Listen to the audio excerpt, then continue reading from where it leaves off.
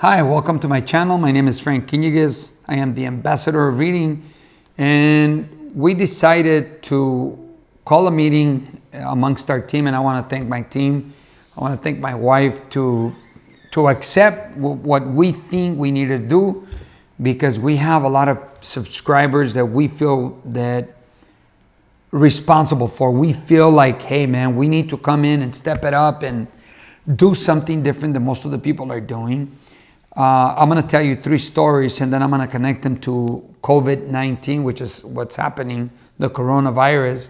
I just like to think that there's a lot of noise. I think there's going to be a shift of money. In 1920, there was a depression that was caused here in the United States, and it wasn't much of a problem until people panicked and they ran to the banks and they pulled their money. They caused the stock market to take a dive, and that's when the depression happened. Well, that was 100 years ago. Now, here we are, 2020, 100 years ago, and the people that lived that experience are no longer here. And if there are any few, they don't care. They're older. They probably don't remember what happened. And so it's happening again, 2020, where there is a problem with COVID-19. I'm not saying there's no problem. However, I think the magnitude of the problem is this big. Panic, the problem of panic is huge. It's really big. And that's what's going to cause most of the problems. People are going out there and buying everything off the shelves from the markets. So it's causing panic. And I'm thinking, man, what's going on? Why do people need to react like that when there's really no need to act like that? I remember, I'm going to tell you 3 stories, like I said. The first story, because they asked me, Frank, don't you feel panic? Don't you get scared? Don't you worry? And I go, a little concerned, but I'm not in panic mode. I'm not worried, because I always have the feeling that they cause a lot of noise here to do something here. Is just my perspective, like the shifting of money now. And I don't know, maybe I'm going to be criticized for what I'm saying, or I don't know what's going to happen. I'm just giving you our perspective as part of our channel. So my perspective, not my team's perspective, my perspective. So let me tell you the 3 stories. I had to dig a hole maybe 2 inches in diameter under my house, and my house is 52 feet from this point to this point, and there's a crawling space area on this side. So I was explaining to the guy that I hired so he can make the hole and we can fit the pipes for this project that I'm doing at the house. So I'm explaining on the outside here, if you take this measurement and if you do this and if you do that. And then he says, okay, and I could see it in his face. I go, no, I just better go in there and show it to him exactly what I want. So I said, follow me. So I started crawling under the house, and I've been under my house many times to check the plumbing, to check, different things. I've been under the house for many times, and I had no problem being under there. So I started crawling, and about 37 feet, maybe 40 feet, not far from where I needed to go, my heart started beating really fast, and my whole body started getting into panic mode. And I'm thinking, why am I acting like this? Why am I reacting like this? I'm almost there. I've been here many times. And then I'm thinking, what's my message? What's the message? Why is this happening? And I thought about it. It's real. I mean, my heart started going really fast. I could feel it on the top of my neck. And I'm thinking, wow, that's how people probably feel out there. They're in panic mode, and it's real. And I understand that what can anyone say when you're under the emotion of panic, of fear? You're going to react in a way different. You're going to act very different than if you're not in fear and you're acting in your 5 senses. So I'm looking at the exit, and I see the guy coming in behind me, and I'm thinking, dear Lord, oh my God, this is going to be far. Oh, and I felt like running, but I couldn't run. The crawling space is about 19 inches. So I'm crawling and I'm thinking, man, I was almost close to the area that I needed to be. And I'm looking back and I'm thinking, what's the message? And I said, people are in fear, are in panic, and it's valid. So at that moment, I started talking to myself. I know about the power of the mind. I know my reaction and how it can go if I don't control it. So what I did, I put both hands on the floor, on the dirt, and then I put my head down. And I'm thinking, what's my message? We gotta get to it. We gotta let our community, this community that watches this channel, know that they must settle down and don't let panic get to them. Don't let them react in a way they're not supposed to react.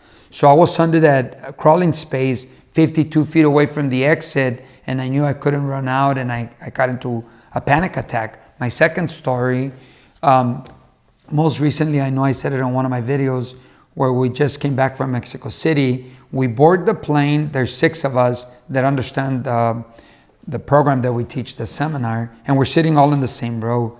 And the airplane took a little while before it took off, and they're letting us know, oh yes, we're fueling up, we're getting ready to leave, and we're like, okay, a little delayed. Finally, the plane takes off, and we're looking out the window like many people do, and we're looking out. And an hour later, we're still like, wow, Mexico City is big. It looks pretty much the same. Finally, somebody comes out on the loudspeaker and they say, ladies and gentlemen, we must go back to Mexico City. If we go any higher, we're all gonna lose our oxygen, and chances are we're gonna die. We have to go back. At that point, I know the person made a mistake, and I know there are people that were in the same plane. Maybe, who knows, maybe one of you is watching this channel and they're gonna go, yeah, I was there. The guy that came out, he shouldn't have said that. However, he did. The lady in front of us started yelling, in front of this row, started yelling, oh my God, we're gonna die. And all 6 of us were like, it's okay, lady, just relax. I mean, we have to stay calm. If we get into panic mode, we could cause chaos. So just settle down and relax. And she's like, oh my God. And finally, the plane turned around and landed. And right before we get off, they said, well, if we see that the plane is ready to go, we'll ask you to board and we'll go to California, and there's your flight. And at that moment, we're like, no, we're not gonna get on that plane. And I didn't say in the Spanish video, but when we're on the plane and up at that altitude, we knew we couldn't do anything. Once we got off, we knew we were able to do something. Right now, you're able to do something. Right now, you're able to talk to family members. If you're a husband or a wife, talk to each other. Don't yell in front of the kids. Keep it calm. Keep it relaxed. Let me share the last story. The last story, I teach a class that I call Mastermind, or Alianza de Mentes Maestras in Spanish. And we have a meeting every other Monday. And they call me, Frank, are we going to have our meeting? I said, of course. We're not going to add to the panic. We're not going to go and let everybody be fearful. We got to meet, and as family members and as leaders and everything that we do, we have to come together to see what we're going to do.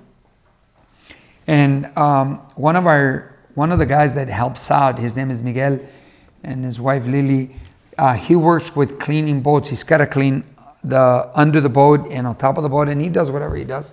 And he also gets to work with scuba divers.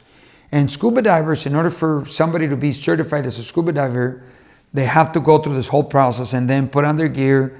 And then once they learn how to scuba dive, their test is they go 10 feet into the water, and they're supposed to be able to take out their mask, clean it, put it back on, switch from one tank to the other tank, and then come up. And I go, wow, is that the test? He goes, no. Once they're able to do it a few times at 10 feet of depth, then they gotta go 100 feet deep and take off the mask, clean it, change the tanks, and then come up. And I go, wow, what happens if they don't do it? He goes, so they have to be ready to take that test.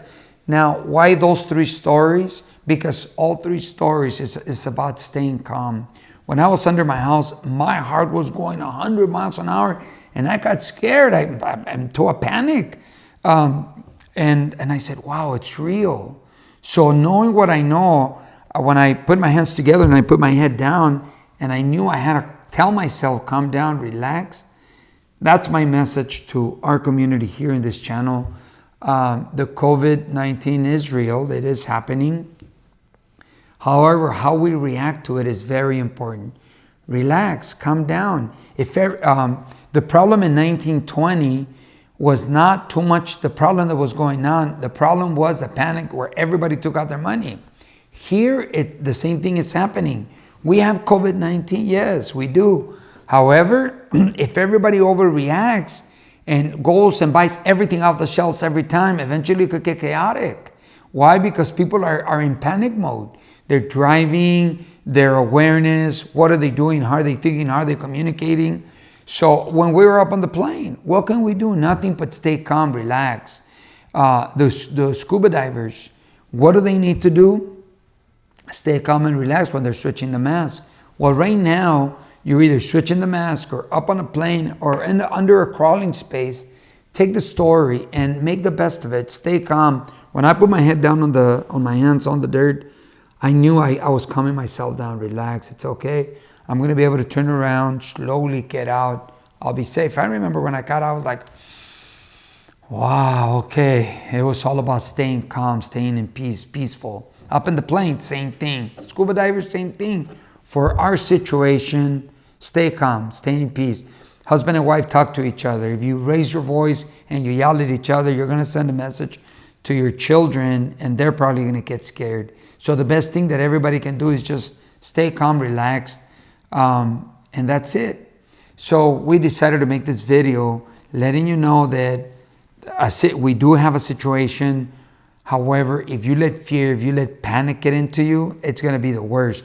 Now, they've asked me, what about if it happens to you, Frank? Well, if it happens to me, there's nothing I can do. And if it doesn't happen, there's nothing I can do. All I can do is wait. And I get it from the story up on the plane. I get it from the story when I was crawling under my house. Stay calm and wait, relax. Watch it through. Very well. We're going to leave it at that. Till next time, your friend, the ambassador of reading, Frank Quiniguez, wishing you well today and always, knowing that you will find and get what you are looking for. Congratulations and thank you for watching until the end. If you like the information, there are more videos that you can watch. Also, if you're not part of this community yet where you're subscribed, you can subscribe down here. Also, make your comments. I love reading comments and share because that's what makes the channel grow. Thank you and welcome to the channel.